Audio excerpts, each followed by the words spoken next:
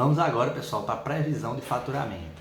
Esse talvez seja um ponto mais difícil de se colocar, né? De se prever, de se planejar. É muito difícil a gente colocar uma previsão e acertar nessa previsão de faturamento com uma certa segurança, né? Mas ela é uma informação extremamente importante. A gente precisa determinar aonde a gente quer chegar, quanto a gente quer faturar no primeiro mês, no segundo mês, e aí vai evoluindo, né? A gente pode ter algumas referências de concorrentes, a gente pode ter uma ideia realmente de quanto a gente quer faturar e aí fazer, alimentar esse faturamento durante os primeiros 24 meses, certo?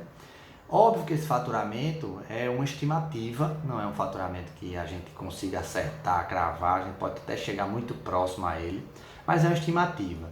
Mas é importante a gente colocar esse faturamento, determinar o que a gente quer faturar, porque lá no relatório final vai existir uma informação que chama ponto de equilíbrio. É que quando a gente alimentar tudo, as despesas, tudo certinho, toda a estrutura da empresa, ele vai dar um ponto de equilíbrio, que é quanto a gente precisa faturar para pagar as despesas. E também tem um ponto de equilíbrio remuneratório, que é quanto a gente precisa faturar para pagar as despesas e para nos remunerar. Isso a gente vai preencher mais lá na frente, a parte de remuneração e retirada. Então, quando a gente pega o ponto de equilíbrio, que é o que a gente precisa faturar para pagar as despesas, e compara com o faturamento que a gente projetou, a gente já tem imediatamente uma noção de que se a gente está muito distante ou se está próximo da realidade que a gente imaginou.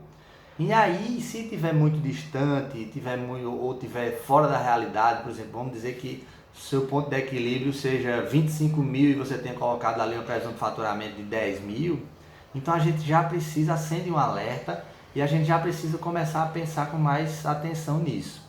Ou a gente reduz um pouco nossas despesas, tenta iniciar com uma atividade mais enxuta, ou então a gente imagina, prevê ou tenta imaginar se a gente consegue faturar um pouco mais do que aqueles 10 mil que a gente imaginou. E aí a gente já começa a tentar encaixar a empresa dentro da realidade que ela pode nos proporcionar.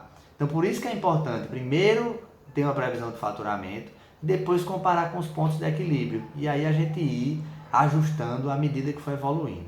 Então coloca lá a previsão de faturamento aqui na nossa planilha, vai colocando lá o que você imagina, depois de um certo período, 8 meses, talvez 10, 12 meses, o faturamento ele tende a se estabilizar, né? Você vai conseguir manter um faturamento mais estável depois que você passa pelo período inicial.